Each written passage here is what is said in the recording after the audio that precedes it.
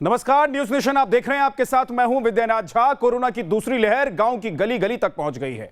महानगरों में महामारी का ग्राफ गिर रहा है, लेकिन गांव में यह ग्राफ तेजी से बढ़ रहा है। देश के अलग अलग राज्यों के गांव में अभी कैसे हालात हैं, गांव में कोरोना को हराने का क्या एक्शन प्लान है, क्यों गांव में केस बढ़ रहे हैं, इस पर हम आपको ग्राउंड रिपोर्ट दिखाएंगे। सबसे पहले आपको उत्तराखंड के पहाड़ी इलाकों में लेकर चलते हैं, जहां गांव में कोरोना की रफ्तार दोगुनी से भी ज्यादा हो गई है। पहाड़ों पर कोरोना कैसे पांव पसार रहा है, आपको ये सबसे पहले दिखाते हैं। हर दिन 7,000 से ज्यादा नए केस। 9 पहाड़ी जिलों में कोरोना का विस्फोट। 40 दिन में कोरोना के केस हुए डबल। 1 अप्रैल से 13 मई के बीच पौड़ी जिले में 12,000 से ज्यादा केस। पहाड़ी राज्यों में सबसे ज्यादा मृत्यु दर उत्तराखंड में। ये वो आंकड़े हैं जो बता रहे हैं कि उत्तराखंड में कोरोना की चुनौती पहाड़ जैसी है। खासकर पहाड़ी क्षेत्रों के दूर दराज गांव में तो बहरूपीय वायरस से जंग और भी ज्यादा मुश्किल हो चली है। सबसे पहले देखिए कि उत्तराखंड के पहाड़ी इलाकों में ग्राउंड पर क्या हालात है। उत्तराखंड के उत्तरकाशी जिले में हर दिन 300 से ज्यादा केस आ रहे हैं। इसके बावजूद ग्रामीण इलाकों में लोग बेपरवाह नजर आ रहे हैं। कोरोना बहुत फैल चुका है। बाहर से लोग आ रहे हैं, यहाँ संक्रमित हो रहे हैं, बता तो रहे नहीं है। फिर गांव में बहुत सारा ये कोरोना फैल गया। और जब टीम सुन रही है तो आ रहे हैं गांव में। 4-5 हमारे मोहल्ले में निकले हैं। कि मेरा बेटा है मनोज सिंह, वो पॉजिटिव निकला था और तुरंत उसके बाद हमने जो है इन्फॉर्म किया हॉस्पिटल है, तो हॉस्पिटल को एम्बुलेंस के लिए बताया था। फिर उन्होंने एम्बुलेंस भेजा और तुरंत जो है व्यवस्था करके वो उसको शिफ्ट कर दिया हॉस्पिटल। कोरोना से लड़ने के लिए उत्तरकाशी में प्रशासन हर संभव मदद उठाने का दावा कर रहा है। जिले में 82 कंटेनमेंट जोन बनाए गए। पुलिस गांव-गांव जाकर राहत सामग्री पहुंचा रही है। हेल्पलाइन नंबर जारी किया जा रहा है। पर सवाल ये कि क्या इतना काफी है? अगर हाँ, तो फिर वायरस की रफ्तार पर ब्रेक क्यों नहीं लग रहा? पुलिस की जगह जगह पर ड्यूटी लगाई गई है। अभी कल ही एक सीनियर सिटीजन ने फ़ोन किया था कोतवाली थाने में, जिसमें कि कोतवाली थाने की तरफ से उनको जो उनकी आवश्यकता की चीज़ें थी वो मुहैया कराई गई। 100 नंबर पर, कंट्रोल रूम के नंबर पर या 112 पर कोई भी फ़ोन करता है, कोई सीनियर सिटीजन फ़ोन करता है, उसको किसी भी प्रकार की कोई समस्या आती है, दवा से संबंधित, भोजन से संबंधित या कोई और भी समस्या आती है, तो उसका निदान करने के लिए उत्तरकाशी पुलिस तत्पर है। उसके लिए एक सेल बनाया गया है और संबंधित थाने को निर्देशित किया गया है। तत्काल उनको सुविधा प्रदान कराई जाती है। उत्तरकाशी के बाद आपको जोशीमठ की ग्राउंड रिपोर्ट दिखाते हैं। जिले में 2403 एक्टिव केस है। यहाँ हमने लोगों से बात की तो उनकी जुबान पर शिकायतों का पुलिंदा था। हमने कोरोना से ठीक हुए महेंद्र और समीर से बात की। उन्होंने बताया कि सरकार की तरफ से बांटी जा रही होम आइसोलेशन किट उन तक पहुंची ही नहीं। पहाड़ों को नापते हुए न्यूज नेशन की टीम चमोली पहुंची। हमें पता चला कि यहाँ कोरोना टेस्ट करवाना और समय पर रिपोर्ट पाना किसी चमत्कार से कम नहीं। वैक्सीन की रफ्तार धीमी है। बाहर से आए लोग सुपर स्प्रेडर बन रहे हैं और स्थानीय लोगों में कोरोना को लेकर खौफ है। जी, मैंने 3/5/2021 को एक रिपोर्ट करवाई थी कोविड-19 की, जिसमें मैं पॉजिटिव निकला। पॉजिटिव निकलने के उपरांत मुझे सामुदायिक स्वास्थ्य केंद्र से कोविड-19 का होम आइसोलेशन किट दिया गया। इस किट में काफ़ी सारी चीज़ों का तो नाम तो लिखा हुआ है, लेकिन इसमें मात्र मेडिसिन के अलावा कुछ नहीं है। न इसमें थर्मामीटर है, न ऑक्सीमीटर है, जिन चीज़ों की सबसे ज़्यादा ज़रूरत पड़ती है होम आइसोलेशन में। जो कोरोना पॉजिटिव मरीज है, उनका कहना है कि जो किट उन्हें दी जा रही है, उस किट में न तो पल्स ऑक्सीमीटर है, न बुखार मापने के लिए थर्मामीटर है और न अन्य महत्वपूर्ण दवाइयाँ हैं। 3-4 तरह की दवाइयाँ पकड़ा दी जा रही हैं। उसके बाद होम क्वारंटीन में मरीज को पूछने वाला कोई नहीं है। दरअसल पहाड़ों पर स्वास्थ्य सेवाएं पहले ही वेंटिलेटर पर हैं। कोई बीमार भी हो जाए तो उसे अस्पताल तक पहुंचाना अपने आप में किसी बड़ी जंग जीतने जैसा होता है। मुश्किल रास्ते, बदहाल अस्पताल, टेस्टिंग में देरी और कम वैक्सीनेशन, इन सब फैक्टर की वजह से खूबसूरत वादियों में कोरोना का ग्रहण बढ़ता जा रहा है। उत्तराखंड का पौड़ी जिला सबसे ज्यादा कोरोना की मार झेल रहा है। यहाँ मार्च 2020 से मार्च 2021 तक कुल 5,215 कोरोना के केस मिले, लेकिन 1 अप्रैल से 13 मई के बीच 12,970 केस, यानी वायरस जितना एक साल में नहीं फैला, उससे दोगुना वो पिछले 1 महीने में फैल चुका है। इसी से आप अंदाजा लगा सकते हैं कि शांत पहाड़ों पर खतरे का अलार्म बज रहा है। अल्मोड़ा में भी पिछले 1 साल में 56 केस थे और पिछले 1 महीने में 1318 नए केस आए। इसी तरह मौत के आंकड़े भी एक महीने में 3 गुना बढ़े। उत्तरकाशी में भी पिछले एक महीने में 5492 नए केस आए। हालात बिगड़े हुए हैं ये तो साफ है, लेकिन सरकार के पास क्या एक्शन प्लान है ये खुद मुख्यमंत्री से सुनिए। जिस तरह से कोविड और हमारा पहला कर्तव्य है, जान है तो जहान है, और सबको कोविड का पालन करना चाहिए। भारत सरकार की जो गाइडलाइन है, मास्क लगाएं, सैनिटाइज का उपयोग करें, बार बार हाथ धोएं, दूरी बनाए रखें। Team news nation.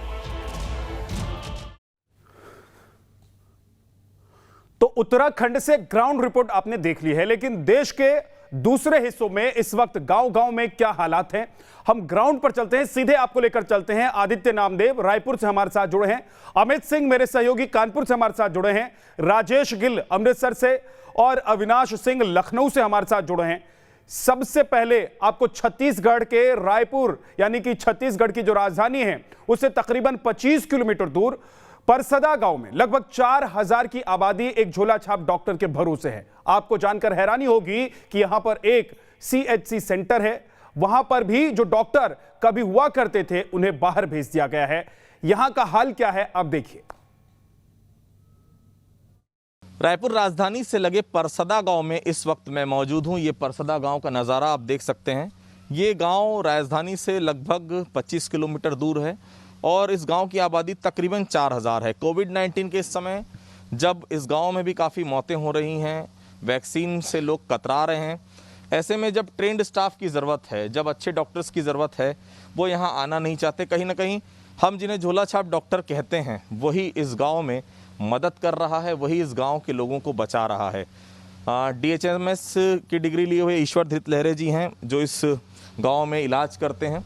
मैं उनके पास लिए चलता हूं आपको। ये उनका क्लिनिक है छोटा सा, ईश्वर धृत लहरे नाम है, मैं इनके पास लिए चलता हूं। ईश्वर जी, मेरा एक सवाल था कि कोविड-19 की तीसरी लहर आने वाली है, ऐसे में ट्रेंड स्टाफ की ज़रूरत है। आप लोगों ने भी DHMS की डिग्री ली हुई है, क्या ऐसा लगता है कि आपको और अच्छी ट्रेनिंग दी जाएगी तो आप और बेहतर तरीके से मरीजों का इलाज कर सकते हैं, कम से कम उन्हें प्रॉपर तरीके से गाइड कर सकते हैं? जी सर, अगर हमको ट्रेनिंग दिया जाए तो हम एक ऐसा सेवा दे सकते हैं जो एक MBBS MD नहीं दे सकते, और दिन रात एक करके मरीज का सेवा कर सकते हैं और उनको बचाया जा सकता है। जितना ज़्यादा अच्छा हो सके वो सेवा दे सकते हैं अगर ट्रेनिंग मिले तो। जितना अभी हमारे पुराने जितना अनुभव है, एक 15 साल के अनुभव के हिसाब से हम सेवा कर रहे हैं। अगर गवर्नमेंट और अपने को एक ट्रेनिंग देता है और अच्छे एक मदद के लिए सहायता देता है तो और अच्छी सी सेवा कर सकते हैं। ईश्वर जी, दो आपके जैसे लोग हैं यहाँ पर जो इलाज कर रहे हैं और लगभग 4000 की आबादी है। मैं अभी सेंटर भी गया था आयुष्मान, वहाँ डॉक्टर है नहीं, उनकी ड्यूटी आरंग में लगा दी गई है। मतलब पूरी तरह से ये गांव भगवान भरोसे, अभी एक भी डॉक्टर नहीं है यहाँ पर। किस तरह के मरीज यहाँ पर आते हैं कोविड-19 के समय, क्योंकि जो मरीज आता है आपको तो पता नहीं कि वो पॉजिटिव है नहीं है, किस तरह से इलाज करते हैं?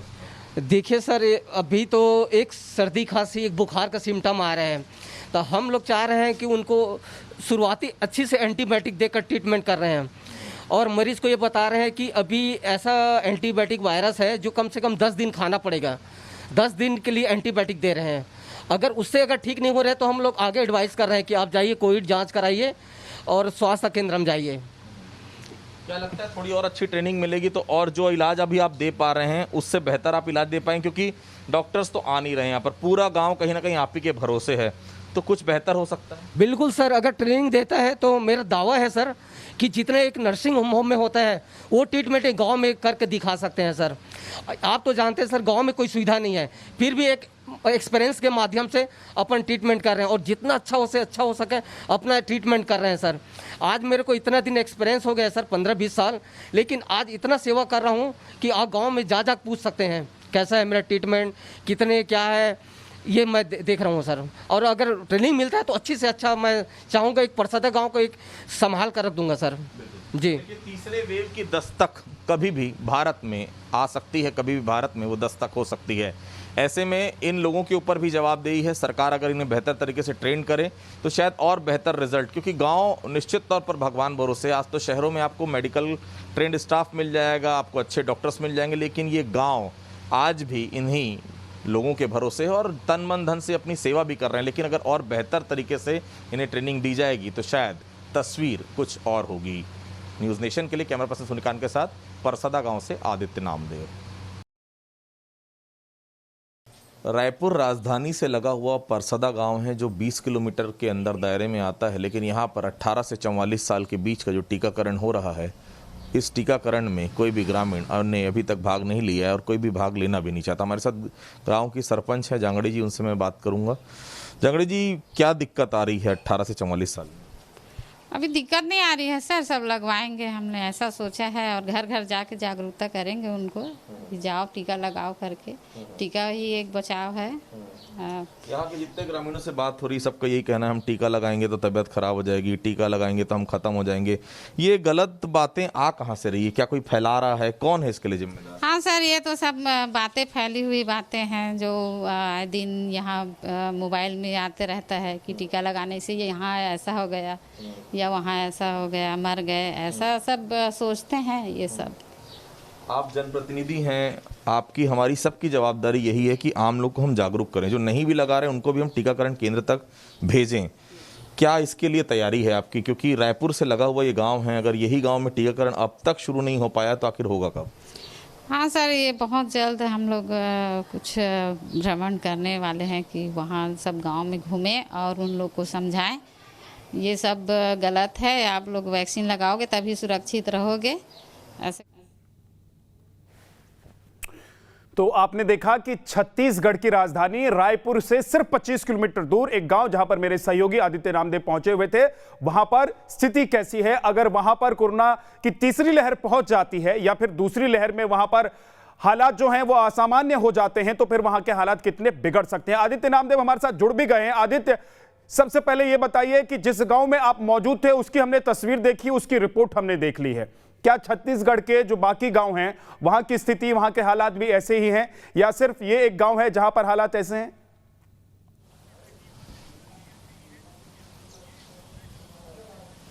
देखिए, छत्तीसगढ़ में अभी 1,39,000 के आसपास एक्टिव केसेस हैं। वो छत्तीसगढ़ जो पिछली लहर में बमुश्किल दिन भर में 5 से 7 मरीज आ जाते थे तो बहुत बड़ी बात होती थी। इस समय मरीजों की संख्या इतनी ज़्यादा हो रही कि संभालना मुश्किल हो जा रहा है। तकरीबन रोज 15,000 के आसपास, अभी पिछले 3-4 दिनों से थोड़ी सी कमी आई है मरीजों में, लेकिन अब जो है शहरों से हटकर कोविड जो है गाँवों में फैल रहा है। और गाँव में देखिए सबसे बड़ी बात है ना तो वैक्सीनेशन सेंटर है, वैक्सीनेशन भी होना बंद हो गया है वहाँ पर, क्योंकि वैक्सीन कम आ रही है। और दूसरी महत्वपूर्ण चीज़ है कि गाँव में ये लगने लगा लोगों को वैक्सीन लगाएंगे तो हम मर जाएंगे। इस ऐसी भ्रांतियां वहां कुछ लोगों के द्वारा फैलाई गई, जिससे चलते वो वैक्सीनेशन में भी नहीं जा रहे हैं।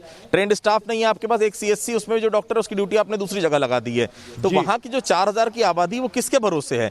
आज उसको अगर कोविड-19 होता है उसको शहर से 30 किलोमीटर दूर आना पड़ेगा। शहरों में वैसे भी बेड्स नहीं है, ऐसे में वो क्या करेगा? तो निश्चित तौर पर गाँव को पहले आपको देखना पड़ेगा। गाँव में टेस्टिंग आपको हर हालत में बढ़ानी पड़ेगी, क्योंकि अब जो है एक्टिव मरीजों की संख्या छत्तीसगढ़ में रोज 200 के आसपास मौतें हो रही हैं। रोज 10 से 15,000 के आसपास केसेस अभी भी आ रहे हैं लॉकडाउन के बावजूद, जब पिछले 1.25 महीने से हम लॉकडाउन में हैं। मतलब स्थिति बहुत ज्यादा कॉम्प्लिकेटेड है, खासतौर से गांव की स्थिति बहुत ज्यादा खराब है। क्योंकि उत्तराखंड की रिपोर्ट हमने दिखाई है, उत्तराखंड में भी गांव-गांव तक अब ये कोरोना का कहर पहुंच गया है। सुरेंद्र, इस वक्त क्योंकि पहाड़ों पर जाकर इलाज करना, वहां लोगों को देखना, वहां टेस्ट होना, ट्रेसिंग बहुत मुश्किल काम है, लेकिन क्या सरकार वहां की व्यवस्था कर पाई है कि आने वाले वक्त में अगर हालात असामान्य होते हैं या इस वक्त जिन जगहों पर हालात असामान्य हैं वहां पर कंट्रोल किया जा सके, वहां लोगों तक इलाज पहुंचाया जा सके?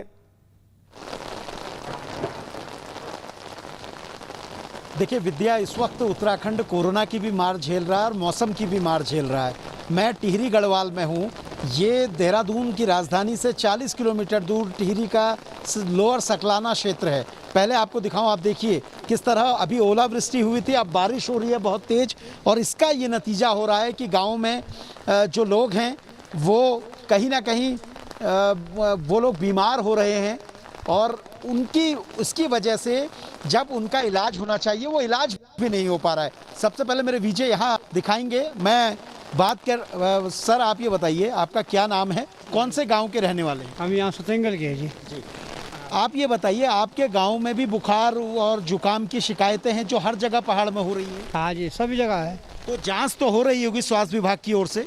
हाँ, जाँच तो कोई है ही नहीं अभी। टीम नहीं आई ना। कोई दवा दी गई आप लोगों को? ना कुछ नहीं दी गई, कुछ नहीं दी गई। बस ऐसे ले जा रहे, खरीद के ले जा रहे। तो उससे आप भी ये मास्क ऊपर कर लीजिए, क्योंकि सुरेंद्र, आपके हमारे बिल्कुल, सबके मैं वही लिए कह रहा खतरा था है। कि एक बारिश का सलाह मौसम और अलग अपील है। उनसे कर ठीक है। दीजिए कि अब न ये सिर्फ वो बारिश का अपना मास्क मौसम है, चढ़ाकर ठंड बात ज़्यादा करें, है। लोगों के पास हाँ जाए, जी। बल्कि गांव के जो दूसरे लोग हैं कम से कम उनको एक अपील और सलाह जरूर की जाए उनकी तरफ से, या आप अगर वहां मौजूद हैं आपको लोग दिखते हैं कि लोग मास्क लगाकर रखें, क्योंकि इस वक्त अगर सबसे ज्यादा आपको कोई चीज बचा सकती है तो उसका नाम मास्क है। फेस मास्क जरूर आप लगाकर रखें। कानपुर के शिवराजपुर ब्लॉक के शाहपुर महाला गांव से एक रिपोर्ट आपको दिखाते हैं। यहां भी झोला छाप डॉक्टर इलाज कर रहे हैं। गांव में कई लोग बीमार हैं, कई की मौत हो चुकी है। कोरोना महामारी का असर गांवों में लगातार देखने को मिल रहा है और हालत यह है कि लोग इलाज ना मिलने के चलते अपनी दम तोड़ रहे हैं। इस वक्त हम कानपुर के शिवराजपुर ब्लॉक के शाहपुर मलाहा गांव में मौजूद हैं और यहाँ भी कमोवेश हालात बद से बदतर हैं। अभी कल ही यहाँ पर एक लोगों की मृत्यु हुई है और इसी तरह इस गांव के साथ साथ जो आसपास के गांव हैं, जब से यहाँ पंचायत चुनाव हुए उसके बाद से स्थिति बेहद खराब है। सैकड़ों लोग बीमार पड़े हुए हैं, उनको इलाज नहीं मिल रहा है। और लेकिन सबसे अहम बात, जिन झोला छाप डॉक्टरों को लेकर हमेशा सवाल उठता है कि शहरों में के से दूर गांव में झोला छाप डॉक्टर लोगों के लिए जो लोगों का इलाज करते हैं उससे कहीं ना कहीं उन लोगों को काफ़ी दिक्कतों का सामना करना पड़ जाता है। लेकिन इस महामारी के समय में ये झोला छाप डॉक्टर गांव वालों के लिए संजीवनी बनकर आए हैं। यहाँ पर लोग उनसे बेहद खुश हैं। उनका कहना है लोगों का कि जब जो असली डॉक्टर हैं वो उनको इलाज नहीं दे पा रहे थे तो इन्हीं झोला छाप डॉक्टर्स ने इनमें से काफ़ी लोगों की जान बचाई, क्योंकि जो भी उन्होंने दवाई दी उस दवाई से कहीं ना कहीं बहुत लोगों को राहत मिली है। ये देखिए गांव के लोग हैं, ग्रामीण हैं, हम उनसे बात करेंगे कि आखिर किस तरह से उन लोगों को की हालत है इस वक्त। हमारे साथ एक ग्रामीण हम इनसे बात करते हैं। क्या नाम है आपका? धनराज वाजपेयी। धनराज, ये बताइए इस गांव में हालात कैसे हैं कोरोना को लेकर? जिस तरह स्थिति बिगड़ी हुई है, क्या यहाँ भी हालात वैसे ही हैं? बहुत ही यहाँ पर हालात नाजुक हैं और ख़राब हैं। अगल बगल गांवों में काफ़ी मौतें हुई हैं। जैसा कि यहाँ पूर्व अनुमान लगाया गया था कि कोरोना में बहुत सारी मौतें हुई हैं। यहाँ पर ज़्यादातर लोग भयभीत हैं, कोरोना के नाम से भी भयभीत हैं। और दूसरी चीज़ ये हुई है कि यहाँ पर जो भयभीत लोग हैं वो किसी भी बीमारी से भी भयभीत हों, लेकिन उनका इलाज नहीं हो पा रहा है। बड़े बड़े डॉक्टरों ने चूँकि बड़े बड़े हॉस्पिटलों में हाथ खड़े कर दिए हैं, झोला छाप डॉक्टर उनके लिए रामबाण इलाज लेकर हाजिर हुए हैं। और उसी गांव से इस वक्त अमित सिंह हमारे साथ जुड़ गए हैं, मेरे सहयोगी। अमित, झोला छाप डॉक्टर लोगों का इलाज कर रहे हैं, लेकिन क्या सरकार की तरफ से कोई व्यवस्था इन गांव के लोगों के लिए नहीं है? इन गांव के लोग जो बीमार हो रहे हैं उनका इलाज कैसे हो रहा है? क्या ये झोला छाप भरोसे हैं? झोला छाप जो डॉक्टर उन्हीं के भरोसे छोड़ दिए गए हैं, या फिर अभी कोई आगे को लेकर कोई रणनीति है, कोई ब्लूप्रिंट है?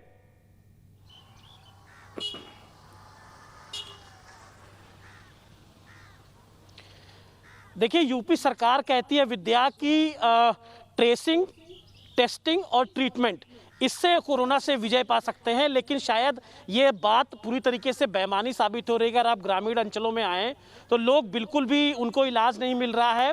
और जिस तरह रिपोर्ट में भी आपने देखा कि गांव वालों के लिए ये झोला छाप डॉक्टर्स कहीं ना कहीं भगवान साबित हुए और लोग भगवान उनको मान भी रहे हैं, क्योंकि जब महामारी का दौर चल रहा है, बड़े बड़े जो डॉक्टर्स हैं वो उनको मरीजों को छूने तक के लिए तैयार नहीं है। ऐसे में ये लोग कहाँ जाएँ? इन लोगों को इन डॉक्टर्स ने जो गोली दी, जो दवाइयाँ दी, उनमें से इन लोगों का दावा है कि बहुत लोग ठीक हो गए हैं। हालांकि मृत्यु भी काफ़ी हुई है, लेकिन कहीं ना कहीं इन सबका मानना है कि इन डॉक्टर्स को प्रॉपर ट्रेनिंग देने की ज़रूरत है, क्योंकि लगातार अगर आप सीएससी की बात करें, पीएससी की बात करें तो डॉक्टर्स मौजूद नहीं है। अधिकतर डॉक्टर्स की ड्यूटी शहरों में लगा दी गई है, तो गाँव वालों को पूछने वाला फिलहाल कोई नहीं है। और इस बात को आप समझ सकते हैं एक आंकड़े से कि कानपुर के 10 एक काम और हो सकता है कि अगर गांव-गांव तक आप डॉक्टर नहीं भेज सकते तो ये जो झोला छाप डॉक्टर हैं उनका संपर्क कुछ अच्छे डॉक्टर से होना चाहिए कि जरूरत पड़ने पर वो उनसे सलाह ले सकें और मरीजों का वो इलाज कर सके। अविनाश हमारे साथ अयोध्या के एक गांव से इस वक्त मौजूद हैं।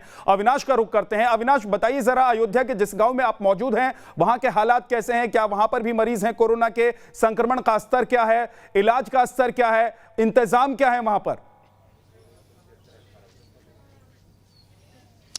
देखिए विद्या, आज सुबह से लेकर अब तक अयोध्या के कई गांवों में जा चुका हूं और अगर हम बात करें अयोध्या जिले की तो यहां की तस्वीर कुछ जुदा दिखती है, क्योंकि आज सुबह से जिन जिन गांवों में भी मैं गया वहां पर तमाम ऐसे गांव मिले जहां पर जो टीमें थी वो मुझे दिखाई दी। हालांकि हाँ, कुछ गांव ऐसे मिले जहां के लोगों को थोड़ी समस्या भी नजर आई। जिस गाँव में इस वक्त मैं मौजूद हूँ विद्या, उस गाँव के लोगों से बात करेंगे कि आखिर सरकार द्वारा जो दावा किया जा रहा है उन दावों की हकीकत क्या है। एक अभियान चलाया गया 5 मई से पूरे प्रदेश में, सर्वे का काम किया गया, टेस्टिंग किट दी गई। इस गांव में इस योजना से और जो सर्विस स्टार्ट की गई थी उसका कितना लाभ मिला आप लोगों को? काफ़ी लाभ मिला, लगभग हम लोग 75% उसका लाभ लोगों को मिल चुका है। उससे जो है पूरी ग्राम सभा जो सरकार द्वारा लागू किया गया है, किट मिली है दवा की, ये वितरण किए गए हैं और बाकी साफ सफाई कार्य चल रहा है, बाकी सैनिटाइजर का कार्य हो चुका है। अब दूसरी टीमें आती हैं स्वास्थ्य विभाग? बिल्कुल आती है, अभी आज भी आई थी टेस्टिंग की टीम। अच्छा, एक चीज़ ये बताइए कि ये कहा जा रहा है कि गाँवों में संक्रमण बहुत ज़्यादा फैल रहा है, आपके गाँव की क्या स्थिति है? हमारे गांव की स्थिति अच्छी है, चूँकि यहाँ के लोग जागरूक और समझदार हैं। शहर से जुड़ी ग्राम सभा है, इसलिए लगभग शहरों से मिलाप करते हुए सारी चीज़ों की जानकारी है। यहाँ के लोग हर चीज़ को जानते हैं, इस बीमारी को गंभीरता से लेते हैं, इसलिए जो है यहाँ कोई ऐसी समस्या बहुत नहीं है। एक दो मरीज को छोड़ के कोई भी कोरोना पॉजिटिव नहीं हुआ है। ठीक है अविनाश, ये अच्छी बात है कि लोग सतर्क हैं, लोगों को पता है कि क्या करना है नहीं करना है और सरकार की तरफ से जो मदद वहां पर पहुंच रही है उस मदद का भी लाभ लोगों को मिल रहा है। अमृतसर चलते हैं, राजेश गिल मेरे सहयोगी वहां मौजूद हैं। अमृतसर पंजाब का हाल बताइए राजेश।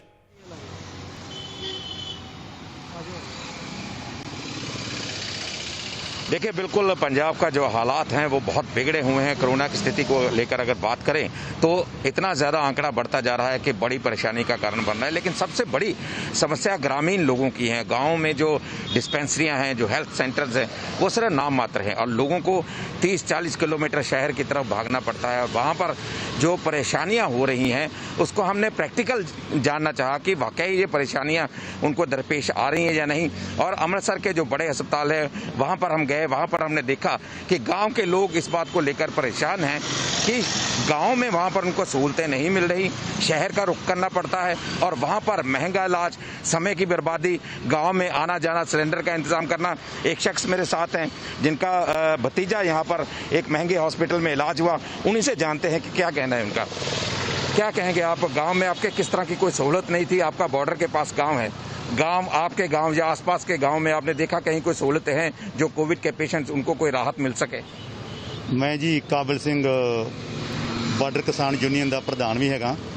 अटारी बार्डर के नाल मेरा पिंड महावा पिंड है। सानू सर पहले तो राजेश उनको बोलिए कि नाक के ऊपर तक अपना रुमाल चढ़ा लेंगे, वो मास्क जो उन्होंने बनाया हुआ है। भी साडे को लड़ाई लग जाएगी, लड़ाई का माहौल बन जाता, सानू उथों बार्डर के अपना जरा कवर प्रॉपर तरीके से कर लें क्योंकि आप खड़े भी हॉस्पिटल के बिल्कुल इसका ध्यान रखना है। राजेश, वक्त इतना ही है, बहुत बहुत शुक्रिया आप सभी सहयोगियों का। आपने अलग अलग गांव, अलग अलग जगहों पर ग्राउंड रिपोर्ट आपने दिखाई है। देश में इस वक्त गांव के हालात क्या है कोरोना को लेकर, वो आप लोगों ने दिखाया। बहुत बहुत शुक्रिया। एक छोटे से ब्रेक के लिए हम रुकेंगे, ब्रेक के उस पार कुछ और खबरें।